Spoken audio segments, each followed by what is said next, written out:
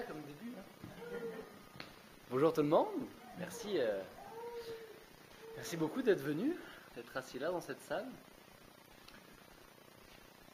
Il fait beau aujourd'hui, on est bien. Hein. Il a fait un petit peu de neige ce matin, mais là le temps s'est dégagé, laisse place un petit peu aux idées. J'avais décidé de commencer par parler de météo parce que c'est quelque chose dont on parle très souvent, la météo. Puis on partage, puis on pète et on répète souvent la même chose. Ça dépend, hein. Des fois on arrive chez le pompiste, puis finalement on est moins content qu'il fasse froid. Et tout à l'heure on l'était. Là on l'est moins parce que lui il l'est moins, fait qu'on est d'accord avec lui. Et puis on arrive finalement à la quincaillerie de l'Est, un peu plus loin, puis ils sont vraiment de bonne humeur. Donc là on est vraiment content qu'il neige. C'est beau, c'est poétique, comme à Noël. Puis on va peut-être changer d'idée rendu à la prochaine pompe, on sait pas, on verra. Fait que c'est un petit peu ça que je fais moi aujourd'hui. Pompiste. Je donne de l'énergie, je check l'énergie, puis un petit peu ça. Et cette conférence, c'est un pas en avant.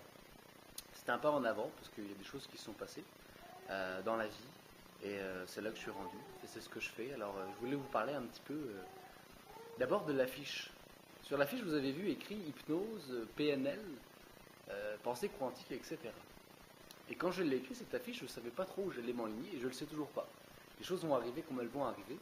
J'ai travaillé fort pour ne pas préparer cette conférence, comme je disais à Réjean tout à l'heure.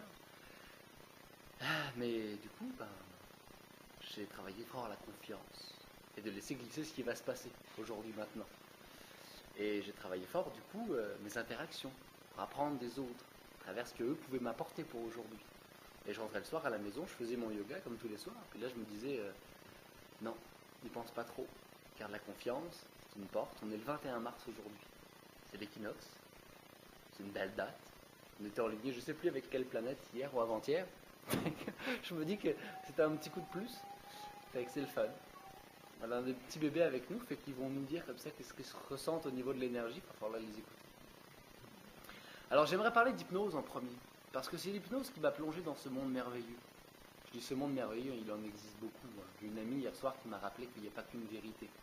Il y en a une pour chacun d'entre nous. Et c'est tout à fait vrai. Moi, je vais vous parler de ma vérité. Parler de ma vérité, et je vous demande surtout de ne pas me croire. Avant toute chose, c'est la première chose qui est importante. C'est que douter de chaque chose que je vais dire, disait Bouddha. Et il a raison. Par contre, si vous le vivez, puis vous remarquez que ça vibre avec vous, puis que oui, c'est vrai, ok, d'accord, je le sens. Ah dans ce cas-là, ayez la foi. Je dis foi, mais je suis même pas baptisé. Quand je dis foi, je le parle vraiment, au sens des tripes. Pas de la croyance, du savoir absolu. Fait que c'est ça. L'hypnose. Alors l'hypnose, j'ai cliqué un jour sur YouTube sur une face qui avait l'air sympathique, qui s'appelle Kevin Finel. Et là je suis tombé dans le monde de l'hypnose, puis j'ai commencé à essayer d'en faire. Un petit peu partout. Sur moi aussi de l'auto-hypnose, puis ça marchait bien. J'ai aimé ça beaucoup. Et là je me suis rendu compte qu'on se limite beaucoup. On a beaucoup de croyances. On est fait dans un monde de suggestions. On regarde autour de nous, puis juste cette salle-là, le mur est bordeaux, rouge bordeaux. Moi, je le vois comme ça. Vous pourriez le voir différemment. La couleur résonne différemment dans votre œil, votre cerveau traite l'information peut-être différemment. Vous pourriez voir plus clair, plus foncé, avec des subtilités différentes des miennes. Et là, il y a un mur de bois. Une suggestion va être différente en fonction de chacune de votre vérité. Fait que tout ça, on vit dans un monde de suggestions. L'hypnose, c'est ça. L'hypnose, on va s'en aller dans le cerveau de quelqu'un, ou ailleurs, on ne sait pas exactement ce que c'est. Les neurosciences sont pleines de choses extraordinaires, on en apprend de plus en plus. Il paraîtrait maintenant que la conscience se situe juste à côté de nous. Notre cerveau est là, mais la conscience serait là. Il y a même des théories qui disent que la conscience se situe entre deux personnes. On parle d'océan de conscience, on parle de... On ne parle pas trop de ça aujourd'hui, pour pas se perdre. Et c'est un petit peu ça. Alors l'hypnose, ça permet d'élaguer un petit peu, de faire un chemin, de faire une route entre le conscient qui a été forgé par l'ego, on en a besoin quand même. L'ego qui a été fait par toute notre éducation, nos connaissances, nos apprentissages, les croyances des autres, peut-être avec les meilleures intentions, qui nous a mis dans notre cerveau, dans notre cœur. Et puis à côté de ça, derrière, il y a l'inconscient, qui lui s'est forgé en arrivant à la vie. Il s'est arrêté à un moment donné pour dire c'est bon, moi maintenant je sais marcher, je parle un petit peu, j'ai les bases, je m'arrête là, et moi je reste dans le côté émotionnel. On appelle ça le système limbique dans le cerveau. C'est le système des mammifères. Donc il y a le cerveau reptilien qui s'occupe du physique, le système limbique qui s'occupe des émotions, paraît-il, et le cortex qui est ensuite tout ce qui est humain, pensée, idée, contrôle, organisation. C'est à peu près comme ça que ça s'organise. Hein, moi j'essaye du regard, il est possible des fois que je regarde quelqu'un en particulier, n'y voyez pas d'attention particulière, c'est juste parce que vous êtes plus nombreux que ce que je m'attendais à 2 heures. Il faut que je m'arrange avec ça. Les suggestions. Alors les suggestions, par exemple, quand vous vous levez le matin et qu'il fait telle couleur de ciel dehors, vous allez vous dire « Oh non, aujourd'hui c'est une journée un peu grise, et ma journée va être grise ». Donc là, automatiquement, vous venez de vous mettre dans une situation, dans une croyance que votre journée va être grise. Quand vous êtes enfant, c'est le bébé, je regarde mon fils, il se lève le matin, lui, il éclate de rire. Que la journée soit grise ou pas grise, lui, il rit, de toute façon. Mais un jour, à un moment donné, on a croisé quelqu'un qui nous a dit que c'était bien plate, quand le ciel était gris. Et on s'est bien à le croire. Et on s'est mis à penser à la même chose. Alors les enfants, il y a Gerald Hüther, c'est un neurobiologiste qui travaille depuis une dizaine d'années avec les enfants et leur cerveau. Et c'est un Allemand. Et il s'est rendu compte que le cerveau des enfants, finalement, est déjà prêt à s'adapter à n'importe quelle situation, à n'importe quel climat, à n'importe quelle population, qui naissent inuits, qui naissent américains, qui naissent européens, qui naissent hindous, tous les enfants sont les mêmes. La couleur de peau, la couleur de cheveux, etc., ce sont des détails, mais le cerveau est le même pour tout le monde. Là, on établit à peu près à 98% des enfants naissent sont des génies. Donc on a tout en arrivant sur Terre. En arrivant dans la conscience, dans le fœtus, on a tout. On va s'adapter. On va s'adapter à notre environnement, aux gens qui nous entourent. Donc, les parents, des fois avec les meilleures intentions du monde, vont diminuer le potentiel d'un enfant. Les éducateurs, avec les meilleures intentions du monde, parfois, vont diminuer le potentiel, etc., etc., jusqu'à ce qu'on arrive à un moment donné, vous comme moi, j'ai 28 ans, puis je me sens très diminué par les intentions très agréables de tout le monde. Et puis, même pour cette conférence, des gens qui me disaient « Ah, Bruce, tiens, ça va se passer comme ça, ça va se passer comme ça, ça va se passer comme ça, tu vas voir, ça va être extraordinaire. » Et moi, de me dire que ça va se passer comme ça et comme ça et comme ça, je ne le trouve pas du tout extraordinaire. Fait que là, j'ai une peur qui grandit en moi. Mais ça m'appartient pas, alors je le délaisse. Et on vit dans un monde de suggestions comme ça. Gerald Hüther, ce qu'il raconte finalement, c'est qu'à l'âge de 6 mois, un enfant, lui, il est prêt à aider. Il est dans un total partage et dans un aide avec tout le monde. Alors il y a une expérience qu'il a fait. Il demande à l'enfant de regarder un petit vidéo. C'est un petit bonhomme jaune qui monte tout en haut d'une montagne. Et il a beaucoup de difficultés à monter. À un moment donné, il y a un petit bonhomme vert qui va l'aider à monter la montagne. Et rendu en haut de la montagne, le petit bonhomme vert le laisse tranquille. À la fin, après ce petit vidéo, il en montre un deuxième. Là, il y a le petit bonhomme jaune qui a du mal à monter la montagne. Le petit bonhomme vert l'aide, mais rendu en haut, il y a un petit bonhomme bleu, puis il pousse le bonhomme jaune tout en bas. À 6 mois, tous les enfants, tous sans aucune exception, quand on leur présente 3 bonhommes, un jaune, un vert et un bleu, tous les enfants prennent le bonhomme vert, celui qui aide. Donc tous les enfants sont altruistes, tous. Ensuite, à 1 an, 6 mois après la première expérience, on recommence avec les 2 mêmes vidéos. Bonhomme jaune, bonhomme vert qui aide, le bonhomme bleu qui pousse. Et là, on demande aux enfants de choisir les petits bonhommes. Il y a 20% qui prennent le bonhomme bleu. Donc entre 6 mois et 1 an, il y a 20% des enfants qui ont observé dans leur entourage que des personnes qui réussissaient autour d'eux, parce que c'est ça qu'on fait, on veut évoluer, on veut progresser, on veut réussir, réussissaient en écrasant les autres d'une manière ou d'une autre. Ça peut être verbalement, physiquement, etc. Ça n'a pas d'importance. Donc, dans ce mode de fonctionnement, ce que s'est mis à faire l'enfant dans sa tête, c'est que ça fonctionne comme ça, donc je le fais, je m'adapte. On s'adapte à n'importe quelle situation, on est fait comme ça. C'est notre génie. Hein. C'est le génie de l'humain, c'est qu'on s'adapte à n'importe quelle situation. On survit. Salut Lou. Et donc, c'est mon fils, et qui m'apprend énormément d'ailleurs dans les derniers mois de l'année. Et donc, on est tous des génies. Alors là, ils sont allés chercher un peu plus loin. Comment le cerveau fonctionne finalement? Parce que là, c'est triste. On arrive à 28 ans, comme moi, puis là, on se dit, tabarouette, j'ai perdu énormément, donc qu'est-ce que je vais faire? Eh ben, on a de la chance. Ça se régénère tout le temps. À n'importe quel âge, le cerveau se régénère. Alors vous allez me dire, je te laisse un petit peu de suspense, c'est l'enthousiasme. Alors je ne peux pas l'expliquer avec les mots que lui il utilise, il parle de neurotransmetteurs, etc. C'est un neurobiologiste, moi je ne le suis pas. Et lui il explique clairement. Et donc, comme un arrosoir, quand le cœur vibre avec le cerveau, moi c'est comme ça que je l'ai compris, comme un arrosoir, vient alors à ce moment-là dans le cerveau se développer plein de nouvelles routes de neurones pour muscler le cerveau. Par exemple, et il prend un très bel exemple, si un monsieur de 85 ans, un Québécois de 85 ans, tombe amoureux, lui c'est un Allemand, mais bon, que voulez-vous. Un Québécois de 85 ans tombe amoureux d'une Chinoise, une jeune et jolie Chinoise de 68 ans. C'est pas en allant à l'université de Montréal et en apprenant le chinois qu'il va apprendre le chinois, ça ne marchera pas.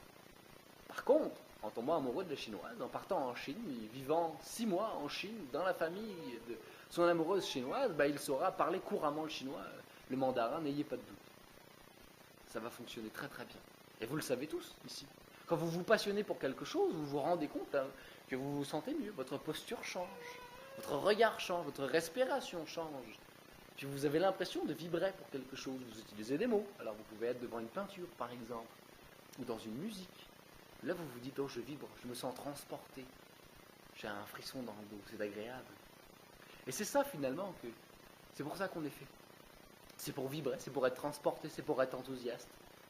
Mais on vit dans une société qui a été imaginée par des gens. Parce que tout ce qu'on voit autour de nous a été imaginé par quelqu'un. À un moment donné, il y a quelqu'un qui a imaginé quelque chose, et ça s'est créé d'une manière ou d'une autre. Ça, on y reviendra plus tard. Et qu'à un moment donné, les gens ont imaginé la société est arrivée comme elle est.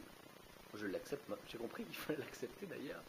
Donc je l'accepte comme elle est, mais en l'acceptant comme elle est, comment est-ce qu'on peut nous, en allant chercher notre enthousiasme, en allant chercher ce qui nous fait vibrer, peut-être augmenter un peu d'une coche la vibration générale pour que la société, en fonction de notre imagination, de notre vibration, notre enthousiasme, puisse elle-même augmenter et que notre environnement puisse lui-même augmenter et qu'ensemble, parce que ça ne se fait que ensemble et unis, pas autrement, d'abord à l'intérieur, toujours, ensuite à l'extérieur, on puisse ensemble faire une société nouvelle. J'ai toujours été idéaliste et beaucoup de gens qui ont essayé de me l'interdire, de me dire qu'il ne fallait pas l'être, eh bien je le suis resté. Je le suis resté parce qu'en partant de la France, j'ai tout donné mon matériel, bon, mon gros ego, mon gros sac à dos, mon gros ego, j'ai donné toutes mes affaires à tout le monde, je me sentais hot, puis j'ai pris un billet d'aller simple, je suis arrivé au Québec, où j'avais une confiance absolue. Tout s'est bien passé. Et j'avais imaginé, et j'ai dit à un de mes meilleurs amis, qui est le témoin de mon mariage, avec Valérie, je lui ai dit, tu vas voir, moi je vais arriver au Québec, je vais habiter dans le bois, dans une maison comme je l'aime, et puis je vais m'en aller tranquillement, doucement vers l'autosuffisance, et je vais faire quelque chose qui me fait vraiment vibrer dans la vie. Et j'arrive au jour d'aujourd'hui, quand je remarque ma vie, j'ai pensé ça il y a 9 ans. C'est exactement ce qui se passe. Mon gros sac à dos en moi. Et c'était ça le plus gros bout. C'était déposer mon gros sac à dos. Ça, c'est si vous voulez plus de mon histoire à moi, je la raconterai plus tard, peut-être personnellement. Là, c'est vraiment plus mon aller vers vous que je veux faire aujourd'hui. Fait qu'hypnose, c'est ça. Hypnose, c'est enlever des suggestions. Donc, j'ai déjà fait plusieurs hypnoses avec des gens qui ont gentiment voulu m'aider pour apprendre. Des gens qui se sont dit, je veux bien être ton cobaye, Bruce. Fait qu'il y en a plusieurs d'entre vous dans cette salle qui l'ont fait. Merci d'ailleurs à vous. Et s'asseoir à côté de moi ou en face de moi, puis essayer des affaires, des fonctionnements. Ça marchait des fois, ça ne fonctionnait pas des fois. Puis ça s'est mis à fonctionner de plus en plus. Puis je me suis mis à trouver quelque chose, une vibration, une manière de faire qui allait très bien. Et puis j'ai trouvé un maître, à un moment donné, un jour. Ça a été mis sur ma route. On m'a dit, on m'a tourné une carte. Je me dis, bon, il faut que tu t'es rendu à prendre un maître. Puis je savais déjà qui c'était, hein, évidemment. Donc là, je l'ai appelé, on s'est mis d'accord. Puis c'est rendu mon maître. Merci. Et donc maintenant, j'ai une personne qui peut observer, regarder ce que je fais, et puis me dire, non, Bruce, tu capotes là, c'est ton ego qui s'envole, oublie ça, hein. Non, du coup, et me dire, non, là, Bruce, c'est bon, tu as bien trouvé, ça vibre comme il faut. Et donc là, l'hypnose, c'est ça, je suis rendu là, je suis rendu à vous parler aujourd'hui. Et donc maintenant, je vais aller de l'avant. Je parlais du passé, maintenant on parle du présent.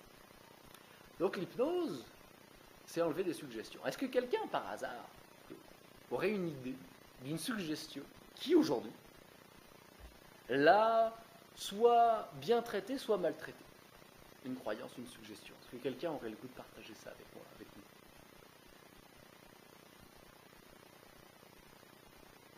Peut-être un peu tôt pour vous poser des questions. Ah.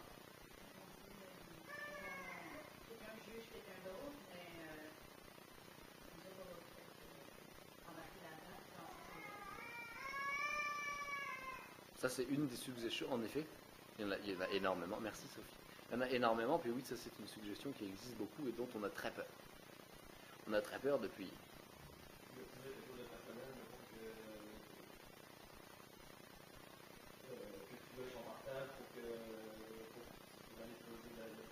On peut, si tu souhaites faire quelque chose de plus personnel, étant donné que c'est très ouvert comme il peut y avoir, moi je me suis gardé 3 petits tabourets à côté, il peut y avoir des gens qui viennent ici avec ou sans tabouret, puis qu'on essaye un exercice directement pour voir à travers une expérience personnelle, puis que les autres puissent voir concrètement de quoi il s'agit. Je regarde ce qu'on appelle des cabinets publics, donc de Kevin Final régulièrement sur YouTube, puis j'aime beaucoup cette façon de faire parce qu'on peut concrètement voir de quoi on parle. Fait que oui, en effet, j'avais l'idée de le faire. Si tu veux, est-ce que ça t'intéresserait?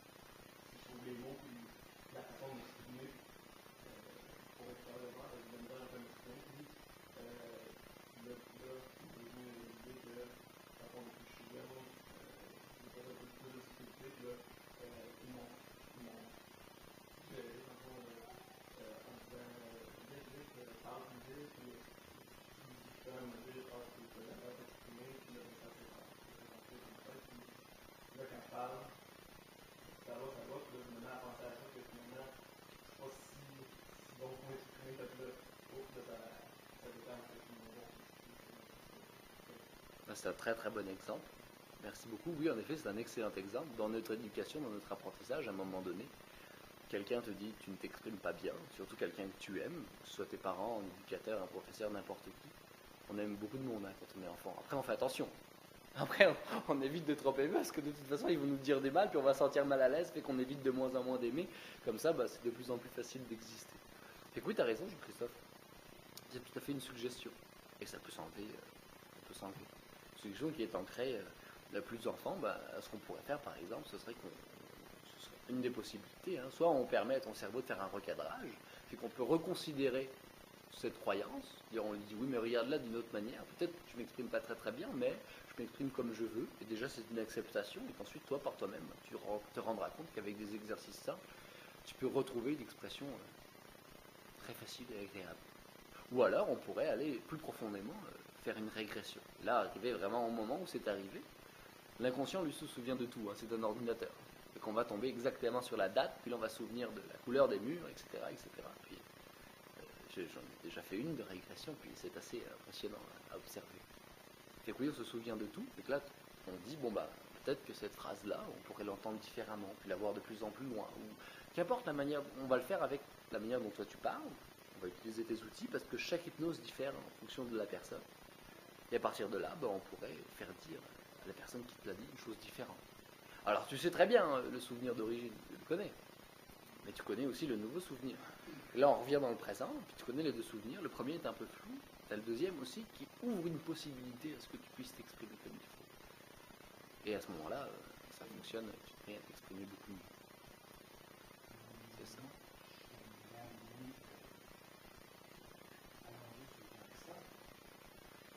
C'est quoi la possibilité que Jean-Christophe qui a aucune difficulté à s'exprimer, justement une rythme différent, une vitesse différente d'expression. Soit qu'il n'y aucune difficulté d'expression, et son interlocuteur a juste une difficulté. Mais là, tu viens directement dans le côté recadrage. Tu as tout à fait raison, c'est une façon de le concevoir. C'est toujours comme ça. C'est une façon de voir la chose. Alors oui, Jean-Christophe, peut-être, il parle très très bien. Mais lui, ce qu'il croit, et ce qu'on lui a fait croire, c'est ça qui est important dans le travail d'hypnose. C'est ce que lui, il croit. Fait que ce qui est important, c'est pas ce que moi je crois, c'est ce que lui, il croit. Lui, il croit qu'il s'exprime pas bien parce que c'est à cette croyance-là qu'il a mis de la valeur. Mais là, si d'un coup, on lui dit non, tu t'exprimes très très bien, rendu en hypnose, c'est juste les gens qui ont du mal à comprendre.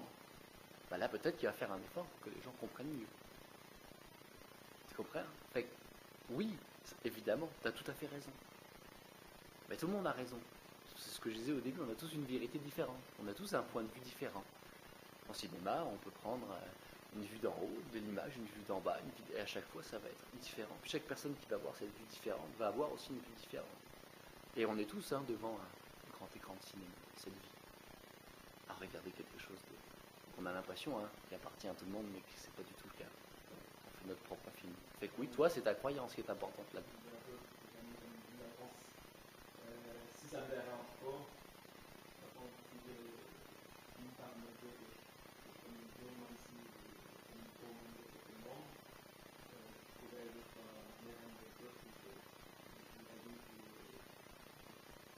est pour moi, mais dans le fond, je peux aussi décider de m'exprimer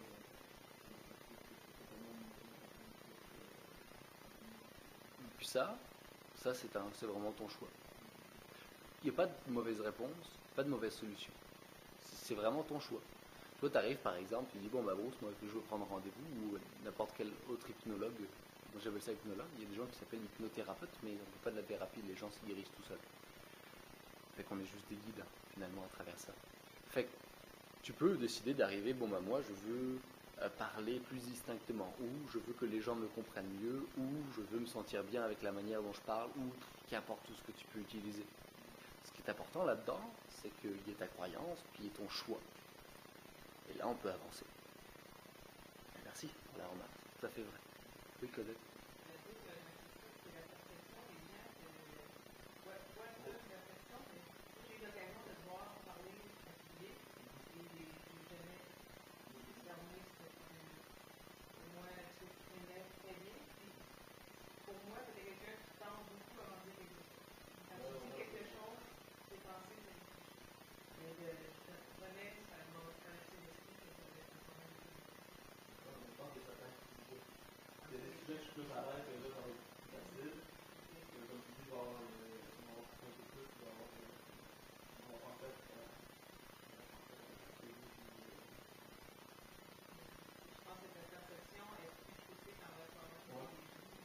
Vous remarquerez, c'est souvent comme ça.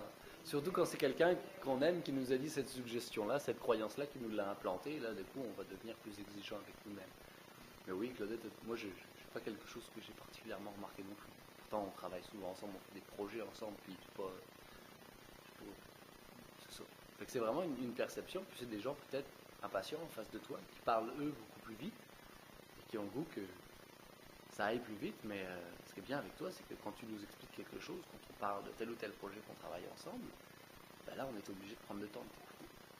Moi c'est ça que j'ai appris en t'écoutant, c'est qu'il fallait que je prenne le temps de t'écouter. Puis ça c'est quelque chose moi que je ne savais pas forcément faire avant, que j'ai dû apprendre avec quelqu'un comme toi.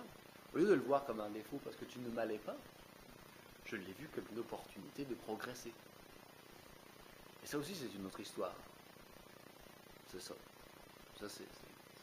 C'est ça un petit peu l'hypnose. Merci beaucoup de ta réflexion, Jean-Christophe. Donc ça c'est tout à fait vrai. C'est la façon dont on se perçoit, dont les autres nous perçoivent, et comment à travers les croyances nous polluent, véritablement. Donc ce que vient faire un petit peu un hypnologue, un hypnothérapeute, ou je me souviens qu'importe, c'est qu'on vient élaguer. On fait le chemin entre le conscient et l'inconscient, puis l'inconscient ensuite a plein de choses à dire au conscient. Fait qu'une fois que le chemin est fait, l'intuition grandit, notre intuition prend de plus en plus de place. Notre intuition prenant de plus en plus de place, on se fait de plus en plus confiance, notre confiance grandissant, notre posture change, notre façon de parler, notre façon d'écrire, notre façon de voir les choses.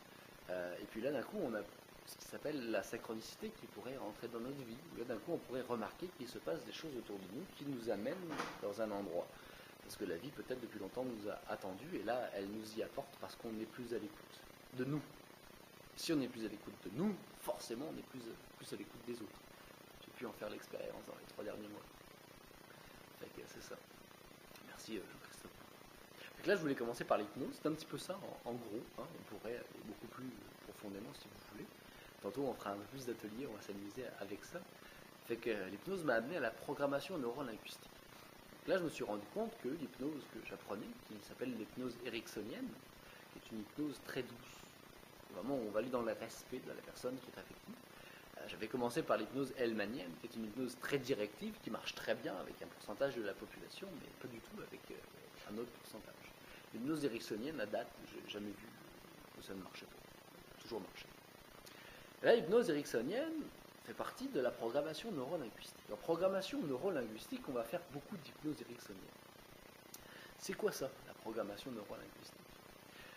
L'idée, c'est d'optimiser notre être, notre façon de voir les choses pour être au meilleur de nous-mêmes, pour pouvoir ensuite observer chez l'autre le meilleur de lui. Donc, nous, sans forcément changer, on change juste de point de vue sur nous. En changeant de point de vue sur nous, on change forcément de point de vue sur l'autre. Donc, par exemple, Jean-Christophe, si ta mère ou n'importe qui trouve que tu parles pas comme il faut, je dis pas comme il faut à son égard, c'est à son jugement à elle. Si elle fait un travail de programmation neurolinguistique, elle va changer de point de vue, elle va toujours prendre le meilleur des points de vue, parce que c'est celui-là peut-être qui est le plus constructif pour elle. Et là, quand elle va retourner une semaine après te voir parler, ben là, elle va considérer que, oh oui, ça me donne en effet le temps d'apprendre à l'écouter. Et là, d'un coup, pour elle, tu parleras correctement. Il n'y aura plus de jugement. Donc plus on se programme, moins il y a de jugement envers nous et envers les autres. C'est ça la programmation neurolinguistique. Je me suis beaucoup abusé parce que là, d'un coup, en plus de l'hypnose, on n'est plus obligé d'être juste face à face, on peut d'un coup devenir actif, se lever. Remarquez que d'un coup, si je me tiens comme ça, puis que je pense qu'il faut que je monte sans marche, et que je me tiens comme ça, il faut que je pense à monter sans marche, je le vis tout à fait différemment. On pourrait l'essayer. Donc, si je modifie mon corps physique, sa posture, respiration, je vais modifier l'émotion qui vient derrière. Donc, il y a un lien. L'émotion changée, je vais me mettre à penser différemment. Donc, il y a un lien aussi. Penser différemment, je vais me mettre à agir différemment. Donc, il y a aussi un lien. Et en agissant différemment, d'un coup, je vais retrouver plus de lumière dans ma vie. Donc, il y a un lien aussi. En physique quantique, j'aime beaucoup la physique quantique. Ça m'amuse bien, puis tout est possible en physique quantique, véritablement. Le dernier prix Nobel était un Suisse qui a trouvé que le photon, la particule de photon, c'est la lumière, est à la fois une particule, une onde et une vibration. Pour l'instant, c'est ce qu'il a trouvé, en même temps. C'est très difficile à concevoir pour notre cerveau humain.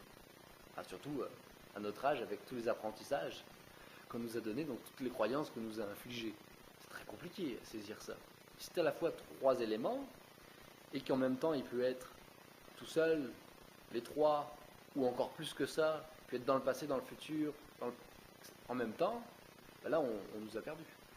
Et la physique quantique c'est ça qu'on observe, puis bien au-delà de ça, en plus. Et c'est complètement fou. La folie, c'est quoi? C'est ça, c'est ce qu'on ne comprend pas. Donc là on va dans un monde qu'on ne comprend pas. On ne comprend pas pourquoi? Parce qu'on n'a pas eu de tuteur pour nous amener vers là. Mais si on enlève notre tuteur, qui sont nos croyances, bah là d'un coup on ouvre un maximum de possibilités et on pourrait être à la fois un corps physique, un corps émotionnel, un corps mental, un corps de lumière, un corps d'action. Donc là d'un coup on se met à vibrer ensemble, tous ensemble. Parce qu'on n'est pas tout seul. Si on croit qu'on est tout seul, c'est qu'il y a juste notre ego et que notre ego a pris le dessus sur notre vie.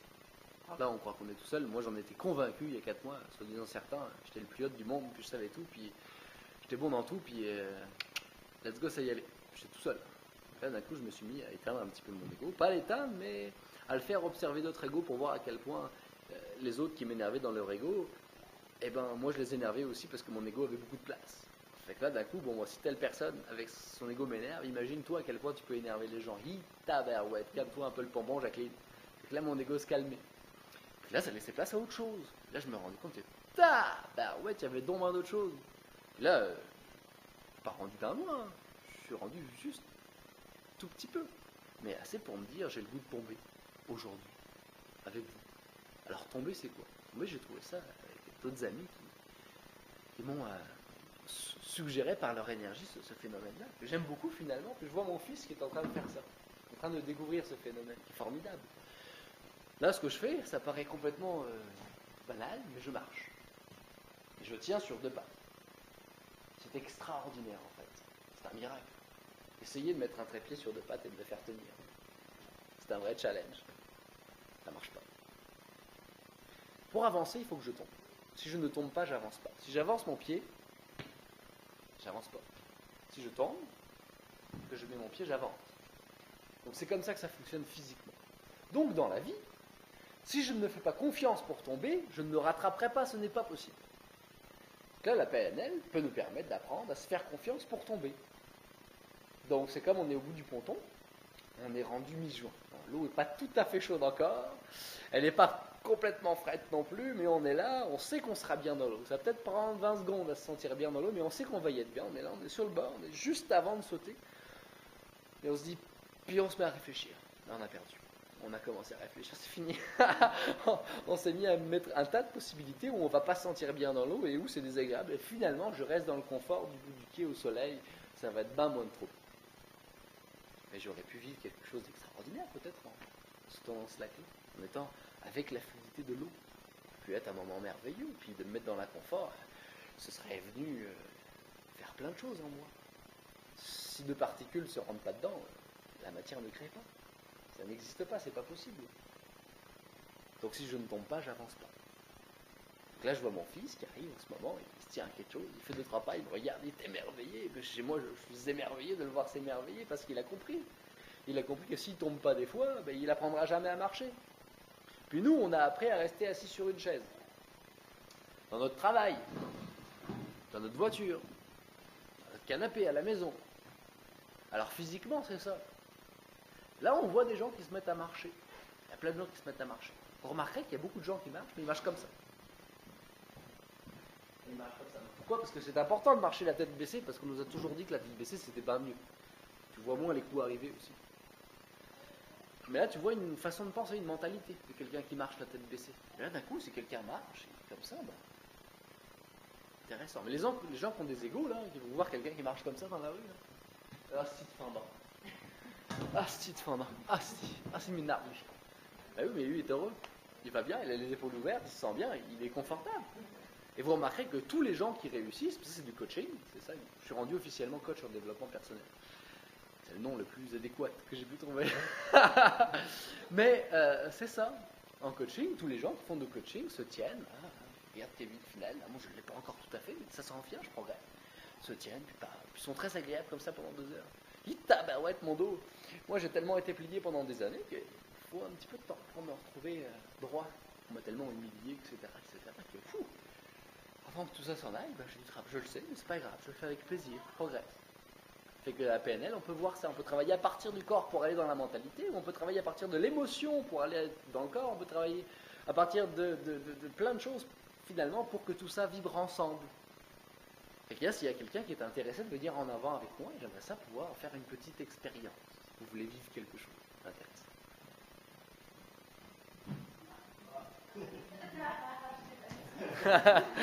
Merci Mélissa. Tu vas te mettre face aux gens, comme ça, en avant. Excellent. Bonjour Mélissa, propriétaire de la bâtisse. Attends, j'aurais pas dû le dire. On aurait pu croire que tu étais une inconnue, que c'était... Alors Mélissa, ce que je vais te demander, c'est vraiment un exercice de PNL de base. Tu vas te mettre face à moi, s'il te plaît. Vous allez pouvoir observer. Je vais plier son bras, celui que tu préfères. Lequel? Celui-là? T'es fort avec celui-ci? Oui, parfait. Est-ce que Mélissa, tu vas fermer ton poing comme ça, fort, très fort. Tu vas le poser sur mon épaule. Tu vas imaginer tes muscles ici. Tes muscles doivent à tout prix rester tendus pour éviter que le poids, qui va être finalement un peu l'obstacle dans notre vie, vienne de nous plier. Et toi, tu vas juste optimiser, tu vas juste penser à tes muscles ici. Okay. Elle est prête. T'es prête? On y va? On y va. Et le bras plie. Maintenant, tu vas faire quelque chose de très différent. Tu vas tendre ta main. Musculairement, là, elle est en train de se mettre en désavantage. Parce que les muscles sont plus élongés, donc ont moins de force, moins de densité. Tu vas imaginer, et c'est là le point, finalement, où commence réellement la conférence. Tu vas imaginer qu'il y a comme une lumière, en dessous de la terre, passe à travers toi, qui s'en va loin là-bas. Puis loin là-bas, il y a quelque chose que tu désires ardemment.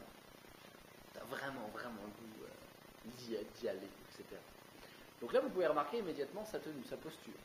D'accord, il sait que c'est légèrement emmené en arrière et le sourire qui est arrivé sur son visage. Donc là, tout de suite, elle a changé. Et là, on n'a pas fait l'exercice encore, on a juste dit imagine. Imagine quelque chose où tu veux t'en aller. Et là, dans sa tête, ça fait oh oui! Tête d'enfant, elle fait let's go, je m'en vais là-bas! Ça va être malade! Check ça! C'est vrai, c'est magnifique. C'est vraiment extraordinaire. Donc là, excuse-moi. Je peux aussi. Tu peux te reconcentrer? Oui, mais ça, on va pas trop le dire, sinon les gens vont trouver ça bizarre. Fait qu'on va imaginer cette énergie qui monte des pieds, qui s'en va là-bas. Puis ça, là, ça va être l'obstacle. Je vais faire la même chose. Et toi, là, tu n'en veux pas d'obstacle. parce que c'est là-bas que tu regardes. Et tu vois ta concentration sur le mouvement et le but. Est-ce que tu es prête? On y va. Ok. Est-ce que quelqu'un veut venir le faire? Oui. Me mettre à ma place, parce que moi, je peux faker, hein. Mais je vous demande de le faire. Fait que là, tu vas fermer ton poing, puis tu vas revenir à la première étape. Donc vas-y, mets-toi ici. Donc, pense juste à tes muscles. Exactement. T'es super bon. Mets Ici. ta main ici, ça ferme. Ok, t'es prête? Juste à tes muscles. T'es prête? Oui. Parfait. Ok. Maintenant, tu vas faire la même Là, chose. tu ouvres ta main. Quand tu imagines une lumière qui passe au travers de toi, puis ça va voir là-bas. Où est-ce que tu veux vraiment aller? Dans un cornet. La crème glacée. Ouais, concentre-toi complètement sur ça, c'est bon?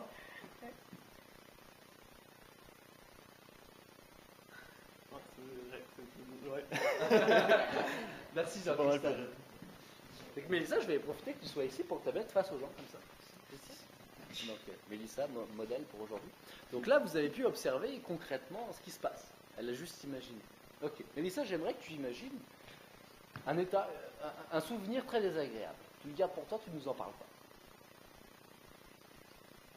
Pas trop désagréable non plus, on n'a pas le goût que tu pleures devant tout le monde, c'est pas gênant. C'est C'est bien hein, déjà, elle s'est optimisée sur quelque chose de vraiment agréable, fait que revenir sur quelque chose de désagréable est plus difficile.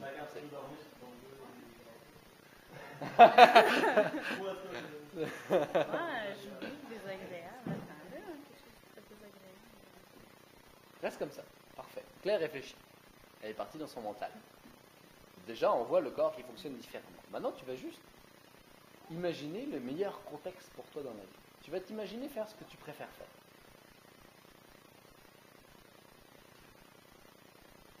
Moi, je le sais. Hein. Faut pas le dire. Oui, ok, oui. Parfait. Vous avez vu déjà la réaction physiologique de Mélissa. Elle se met à rire, les yeux pétillent, puis elle est vraiment bien. Ben, merci Mélissa, c'était tout simplement ça. C'est ça? Merci beaucoup. Fait qu'on voit une grosse différence quand on se met à imaginer quelque chose. Merci Mélissa.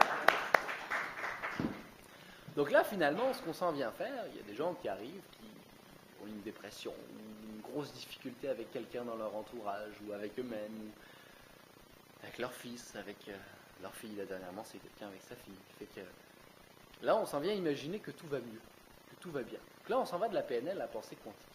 Donc là, on s'en va, comment est-ce qu'on peut construire sa roue? Comment on peut créer des choses dans notre vie? Ben là, je vais vous donner quelques exemples. Vous allez me dire si ça vous parle. Je me lève le matin, puis je me dis que ça va être une journée de marde. Est-ce que vous pensez que je vais avoir une belle journée? Non, hein?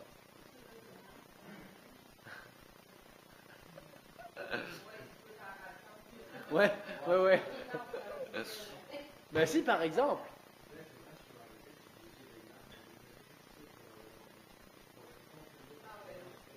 Exactement. Ce qu'on appelle en PNL des schémas mentaux. Puis ça, dans notre tête, c'est ça. Vous avez une blanc, un chan, ou des parents chez qui vous en allez, puis vous allez leur dire quelque chose en particulier qui, vous savez, va les contrarier. Moi, j'imagine très très bien, moi je l'ai essayé quand j'étais jeune, j'ai dit à mon père que j'étais gay. C'était pas vrai, hein. Je voulais le contrarier. Eh ben, ça n'a pas marché. J'étais très déçu. Je n'ai pas eu d'emprise sur lui. Tant pis, j'ai essayé d'autres choses plus tard. Mais là, on s'en va dire quelque chose, finalement, on imagine toute la situation dans notre tête. On l'imagine, puis ça va pas bien. On va être en conflit, ça va mal se passer, il va se passer ci, on va se dire ça, puis là, finalement, on va bouder, puis on boude toujours de cette manière-là. Puis là, si on s'en va chacun dans notre coin, à cette place-là de la maison, ben là, on sait qu'à un moment donné, ben, il y en a un qui va falloir qu'il fasse l'effort vers l'autre, et c'est souvent toujours le même, etc., etc., etc. Donc ça, vous connaissez tout ça, j'imagine? Hein, je ne fais pas vers quelque chose d'inconnu. Ben, on peut essayer autre chose. On peut essayer que ça commence comme ça, mais que nous, on décide de ne pas réagir. Donc de ne pas réagir, ça veut dire qu'on ne fait pas front à son ego. On lui laisse la place. Puis on décide d'imaginer une situation qui pourrait peut-être très très très bien se passer. Ou si elle ne se passe pas forcément très bien, juste en l'imaginant, quand on va le vivre, ben, ça ne va pas se passer mal non plus. Parce qu'on a ouvert une porte de se dire que c'était possible. Donc ça paraît complètement fou. Ça veut dire qu'on aurait véritablement un pouvoir, qui est immense d'ailleurs, qu'on peut créer sa vie. En PNL, la première chose qu'on apprend, c'est qu'on est responsable de notre vie. De A à Z. Et comme Aurélie disait, en hypnose et en PNL, quand on commence à considérer certaines valeurs, certaines connaissances à travers ça, ben là on se rend compte que quand une personne fait le choix de travailler sur elle-même, s'en va dans le développement personnel, à travers des exercices précis, ben finalement ça marche très très bien. Voilà, ça c'est la PNL. Puis la pensée quantique ensuite. C'est que tu pourrais imaginer, par exemple, maintenant, toi, que demain, je sais pas, tu pourrais avoir dans ta journée, d'habitude tu avais ça de prévu, là tu pourrais imaginer qu'il y ait une personne qui te dise quelque chose sur un élément de ta vie qui va beaucoup t'aider. Tu pourrais imaginer, qu'importe, tu ne sais pas ce qu'elle va dire encore, tu laisses le choix à la vie de le dire comme elle le souhaite. Et je ne sais pas s'il y en a qui ont déjà essayé ça, mais ça marche vraiment bien. Et voilà. Et voilà Geneviève, tu as exactement compris. C'est ça. C'est qu'on ouvre quelque chose. Moi, quand j'ai voulu acheter une voiture sécuritaire, je me suis mis à me dire, un VUS, tout ça, ouais, mais j'avais des jugements, si je les enlève.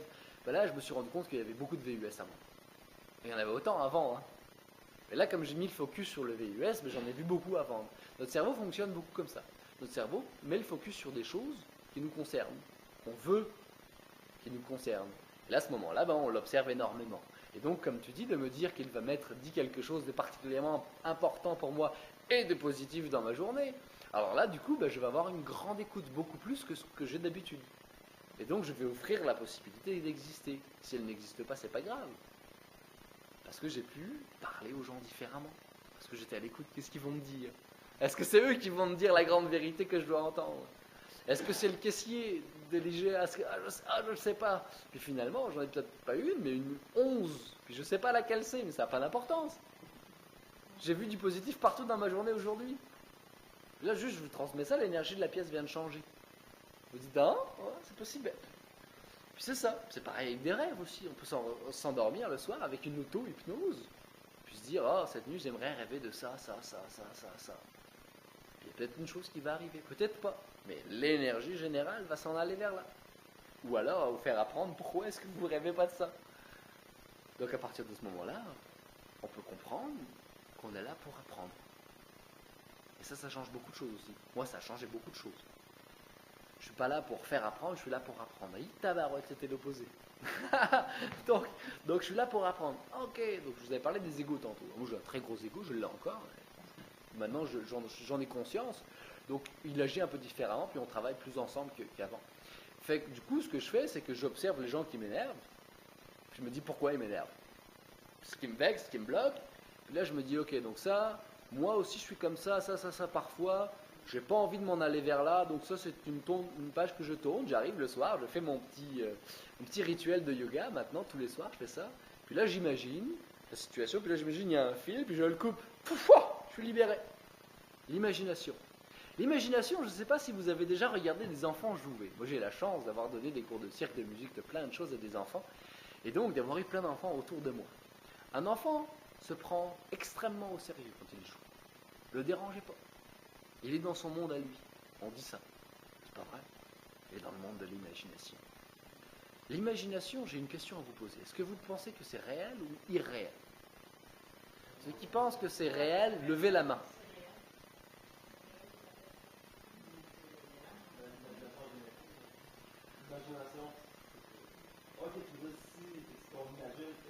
Oui. Alors oui, et oui. Alors, c'est réel en nous, c'est réel parce que ça peut le devenir et que ça le devient, c'est réel de plein de façons différentes. Donc oui, c'est réel, c'est très concret. Puis l'imagination, quand on est enfant, vous savez, il y a un enfant, il joue avec ses 4 boîtes là dans la chambre, puis pour lui, il est au pays des merveilles, puis il se passe ci, il se passe ça, il y a un soleil dans le coin, il capote, il est bien, vraiment bien. Puis là, le parent rentre dans la chambre, « Oh, tu vas me ranger tout ce bordel, c'est n'importe quoi, on a rangé ta chambre hier, puis encore tu m'as foutu le zouk. » Ah, ben l'enfant, tu viens de le blesser. Tu viens de le blesser profondément, tu viens de le ramener dans un monde qu'il n'avait pas envie de voir. C'est ton monde à toi, c'est le monde d'adulte, c'est même pas le monde réel comme tu l'appelles. Le monde réel n'existe pas en fait. Ça, c'est de la physique quantique, on n'ira pas là aujourd'hui. Vous avez vos opinions, d'accord? En physique quantique, le monde n'existe pas en fait, objectivement. On est tous en train de créer notre propre film, et ces films ensemble créent une conscience collective, etc., etc., etc. Puis là, on se rend compte que plus les sciences évoluent, plus elles se rapprochent de certains écrits hindouistes, ou du Coran, ou de la Bible, qu'importe. Fait que là, qu'on se met à se rendre compte que tout n'est que vibration, de la théorie des corps, de la membrane, qui est devenue la théorie de la membrane plus tard, et qu'on est tous interconnectés. Et que donc, si chacun d'entre nous se met à imaginer le meilleur pour lui et pour les autres, faites très attention, mais on pourrait vivre dans un monde qui va devenir de plus en plus beau. Faites attention, parce que ça pourrait devenir inconfortable. Il pourrait y avoir des choses dans votre vie qui pourraient vous surprendre. Peut-être que vous avez rendez-vous à telle heure, mais que vous allez être en retard parce que vous vous mettez à parler avec quelqu'un qui est peut-être la caissière du IGA, et vous allez avoir une super belle conversation et que d'un coup rentrez dans un autre monde, parce qu'il en existe une infinité, et bien les gens qui étaient en train de faire la queue, qui vont peut-être râler, mais si vous ne lui portez pas d'importance, et que vous bloquez ça, ils vont faire le tour et ils vont aller à l'autre caisse, parce qu'il existe une autre caisse à côté. Et que donc ce monde-là peut exister. Et que vous laissez cette personne et que vous vous sentez bien, vous arrivez en retard, mais la personne c'est qui vous arrive en retard, qui a fait une croyance très définie qu'il faut arriver à l'heure, qui a fait l'effort dans sa vie et elle de se dire que c'est pas grave parce que la vie nous apporte des choses, et ben du coup elle a pris le temps de faire autre chose en vous attendant. Ça lui a donné l'occasion de grandir. Et quand vous arrivez, ben là vous avez la conversation sur ce que vous avez appris en grandissant parce que vous êtes arrivé en retard. Et à partir de ce moment-là, vous ne direz plus en retard, vous êtes arrivé à l'heure, au bon moment où il fallait que vous arriviez. Donc là, d'un coup, toutes les choses changent. Et là, la synchronicité prend sa place. La vie peut vous parler, elle peut mettre des symboles de temps en temps par-ci par-là. Et oui, et ça devient difficile de fonctionner en société. Les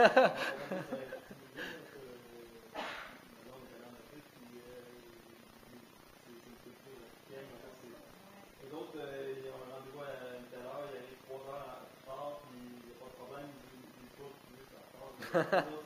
C'est comme ça, mais c'est. Puis les Amérindiens, c'est la même chose, on dit,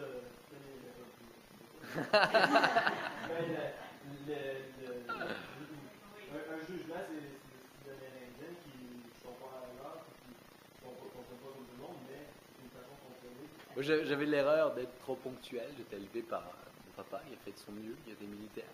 Donc, à l'heure, c'était l'heure. Et moi, quelqu'un qui arrivait 10 minutes de retard, tabarouette, je faisais tout en sorte pour qu'il culpabilise, en lui disant que c'était pas grave. Mais il fallait qu'il culpabilise quand même. Comme ça, j'avais du contrôle sur lui, ou sur elle. Voilà. Puis, je me suis rendu compte de ce schéma-là. Et quand j'en ai pris conscience, et je me suis dit que c'était pas ce que je voulais être, ben, j'ai pu faire autre chose. Mais d'abord, il faut en prendre conscience. Donc, il faut être transparent. La transparence, c'est une autre chose encore. Être transparent avec soi-même, c'est arrêter de se dire non, passe à autre chose. Non, c'est de regarder les choses en face, dans la lumière. Parce que la lumière, elle est toujours en train d'illuminer ce qu'elle a en face d'elle. Qu'importe ce que c'est. Et si c'est de la saleté, quand ça va fondre de la neige et que tout le monde va voir le marron dégueulasse, eh ben oui, ça c'est la vérité. Le soleil va nous le montrer. La lumière va être là. On pourrait éteindre les rues et dire non, on ne veut pas le voir. Le temps que ça fonde, on ne le verra pas. Puis quand ce sera fondu, on ne se sera pas rendu compte que c'était sale, puis ça va aller mieux. On peut faire ça, on a le droit. Hein. On a tous les choix. Mais est-ce que c'est ce qui va nous aider, qui nous fait progresser? Ça, je ne suis pas sûr, par exemple. Et ça nous appartient. Puis là-dedans, ce qui est formidable, c'est que s'il n'y a pas de jugement, et ben de ne pas se juger en le faisant, ça va nous offrir la possibilité de peut-être le faire. Et ça, c'est autre chose. Oui.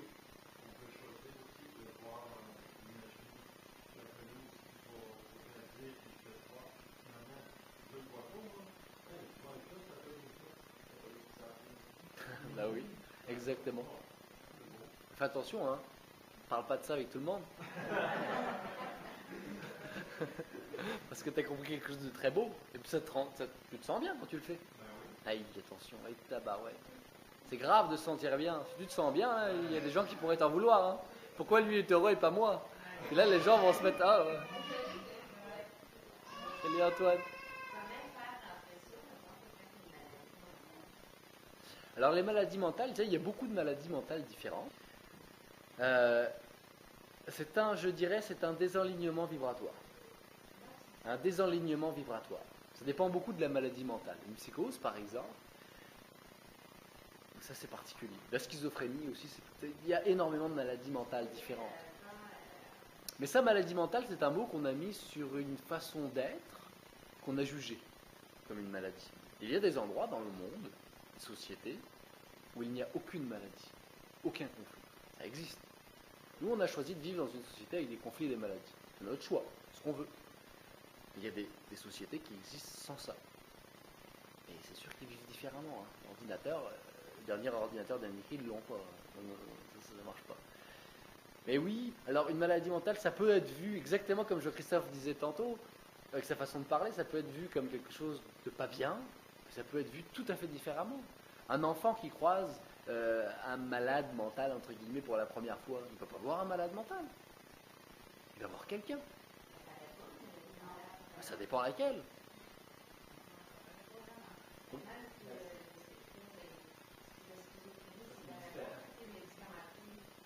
Médicamenté.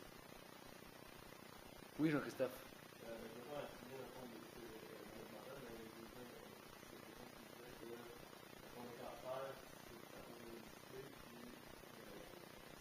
On en a toujours, puis on les combat, puis le remède qu'on veut en faire, et là, c'est peut-être en santé, de bien manger, de bouger.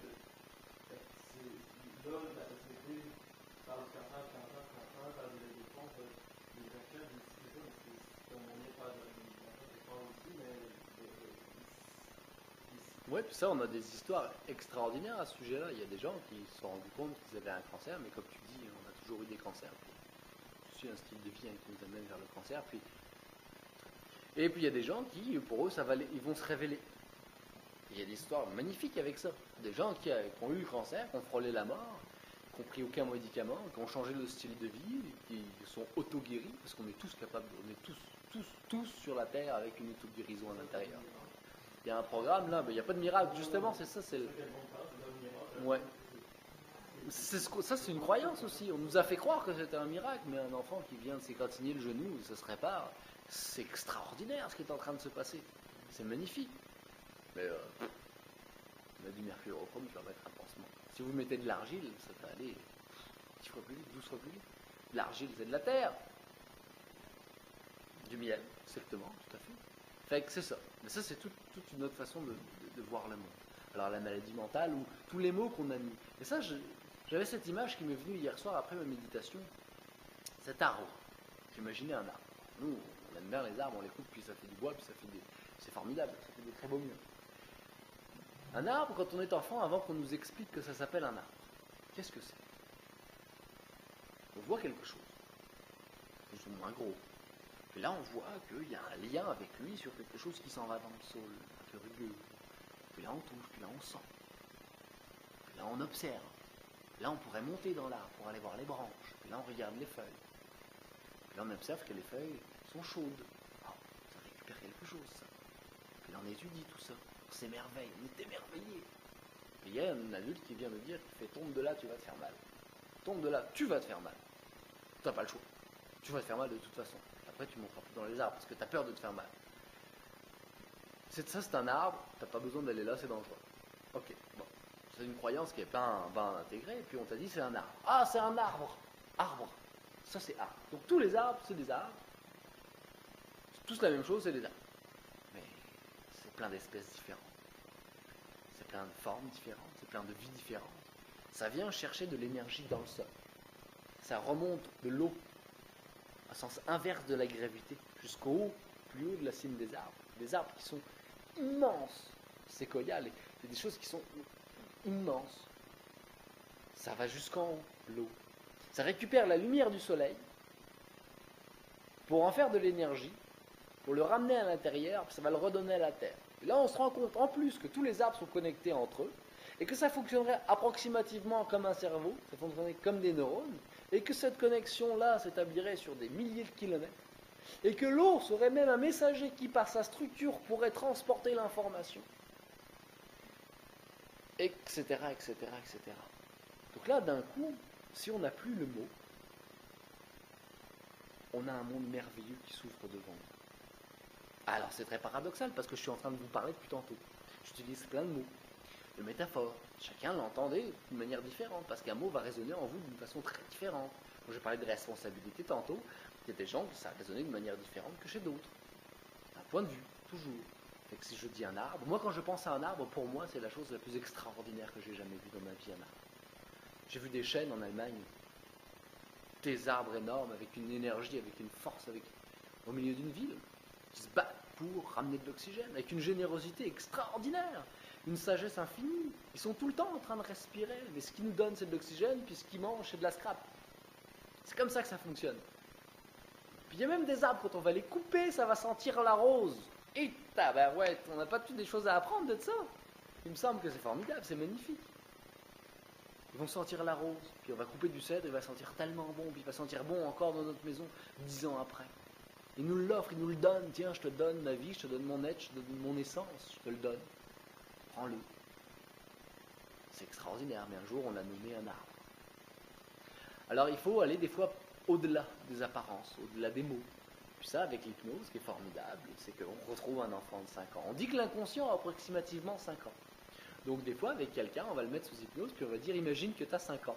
Alors la personne imagine qu'elle a 5 ans, donc automatiquement va jouer le jeu.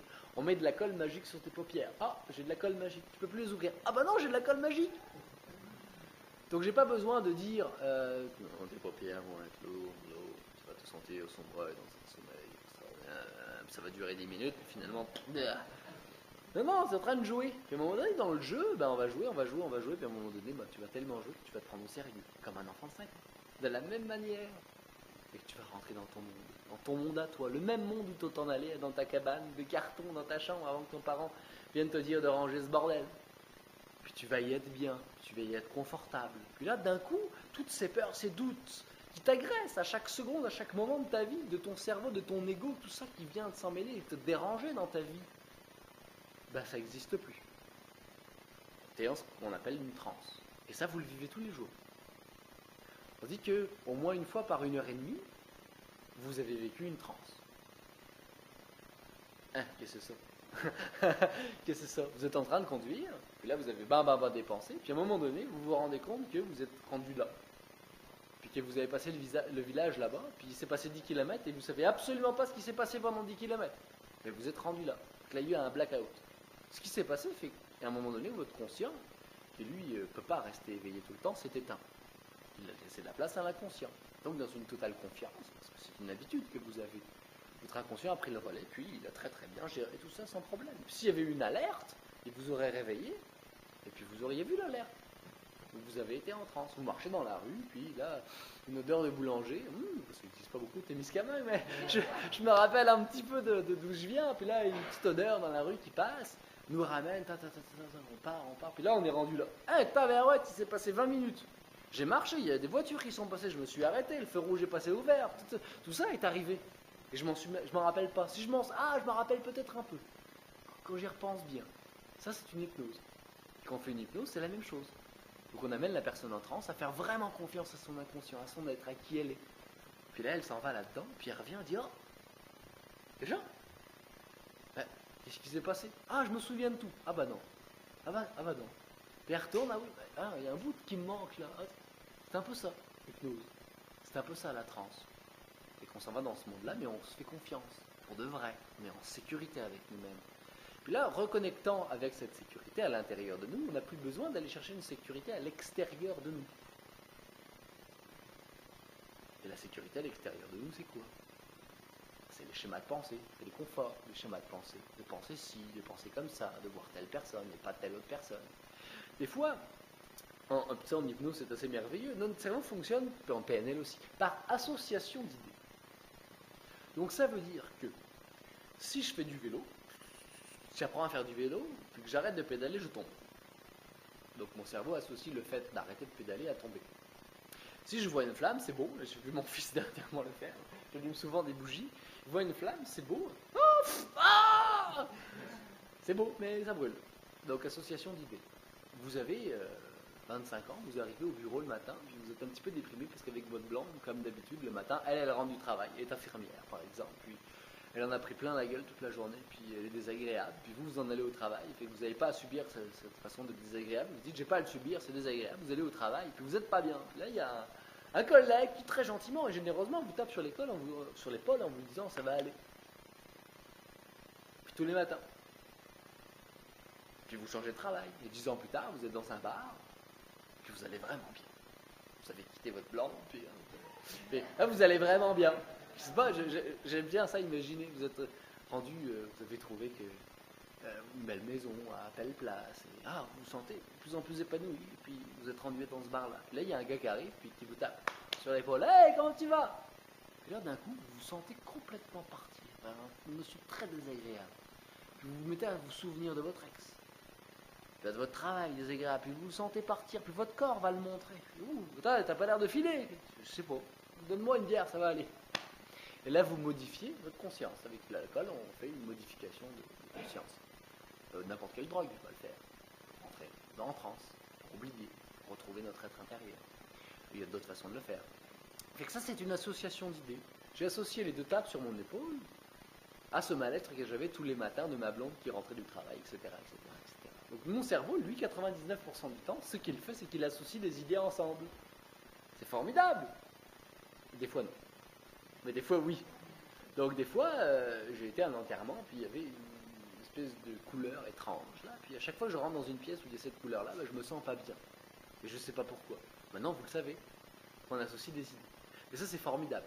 Ça veut donc dire que je peux, agréablement, je n'aime pas dire positivement, parce que constructivement, associer des idées, maintenant, nouvelles. Donc par exemple, à un moment donné où je me sens vraiment bien dans ma travail, il s'est passé quelque chose de beau, puis là, je vais juste faire ça. Je me sens bien. Puis là, je repars. Ça se passe moins bien. Je fais ça. Je le retrouve le moment de tout à l'heure. Parce que mon cerveau associe l'idée que quand je faisais ça, j'étais bien. Et là, je commence à prendre cette habitude. Ou un mot dans ma tête, etc. Puis là, d'un coup, je vais me mettre à construire mes émotions, à les choisir, à pouvoir dire celle-là, je ne la souhaite pas, je préfère celle-ci. Et là, mon cerveau va commencer à comprendre que, d'accord, tu as décidé de passer de l'âge émotionnel de 5 ans à l'âge émotionnel de 10 ans, à l'âge émotionnel de 12 ans, etc. Et puis grandir. Parce qu'on a beau grandir, notre âge émotionnel est gardé tout petit.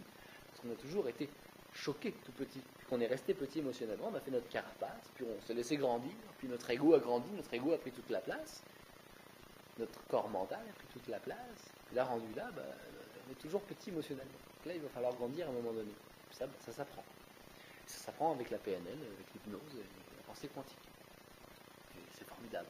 C'est beau à voir. C'est beau à voir. Je vois des gens en face de moi, des fois, qui se mettent à exploser de rire. Complètement. On pourrait dire une maladie mentale. Comment ça, tu ris? Dans une société où tout le monde fait la gueule, quelqu'un qui arrive en riant, c'est un malade mental. C'est vrai. Moi, j'ai souvent été traité de fou. Mais là, maintenant, ça va. J'ai fait du clown. Je dis, c'est bon, c'est du clown. Et Kevin Finel disait, lui, il dit des trucs comme ça, mais il est hypnothérapeute. C'est normal.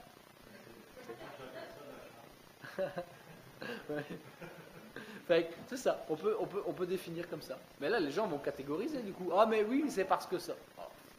Normal, c'est comme ça qu'il fait. Et là, d'un coup, si on écoute vraiment ce qu'un enfant dit, par exemple. C'est normal, c'est un enfant. Là, l'enfant, puis là, l'autre jour, c'était formidable, mais je tairai l'histoire en tant que telle, mais un enfant parle de quand il était grand. Il parle pas de quand il était grand, il dit qu'il a écrit telle chanson. C'est moi qui l'ai écrite. Une vieille chanson québécoise. Puis là, il l'entend pour la première fois. Avec ses parents, jamais écouté, depuis 4 ans. Puis il chante la chanson de A à Z. Puis il fait les instruments. Puis il dit, c'est moi qui ai écrit cette chanson.